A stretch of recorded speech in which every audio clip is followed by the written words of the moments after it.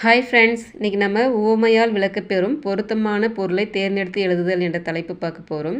இந்த வீடியோவில் கொடுத்துருக்க பாயிண்ட்ஸ் ஃபுல்லாகவே வந்து புக்கில் இருக்க முக்கியமான பாயிண்ட்ஸை கொடுத்துருக்கு ஃப்ரெண்ட்ஸ், படிச்சுக்கோங்க.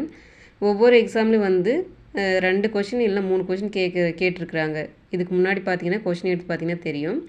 இனிமேல் வர எக்ஸாம்லேயும் வந்து 2 கொஷின் கன்ஃபார்ம் இதிலேருந்து வரும் ஃப்ரெண்ட்ஸ். 2 மார்க் நமக்கு வந்து உறுதியாக கிடைக்கும். அதனால் இது வந்து முக்கியமாக பார்த்துக்கோங்க. மடை திறந்த வெள்ளம் போல் பார்த்தீங்கன்னா, இப்போ வயலில் வந்து நம்ம மடையை திறந்து விட்டால் நீர் வந்து எப்படி போகும்? தடையின்றி மிகுதியாக ஓடும். அதுதான் வந்து உவமையாக சொல்லியிருக்காங்க, தடையின்றி மிகுதியாக. அடுத்தது பார்த்திங்கன்னா, உள்ளங்கை நெல்லிக்கனி போல் அப்படின்னு சொன்னாங்கன்னா வெளிப்படைத்தன்மை. நம்மளுடைய கையில் வந்து நெல்லிக்கனியை வச்சு எப்படி தெரியும்? வெளிப்படையாக தெரியும். அதுதான் சொல்லியிருக்காங்க, உவமையாக சொல்லியிருக்காங்க, வெளிப்படைத்தன்மைன்ட்டு.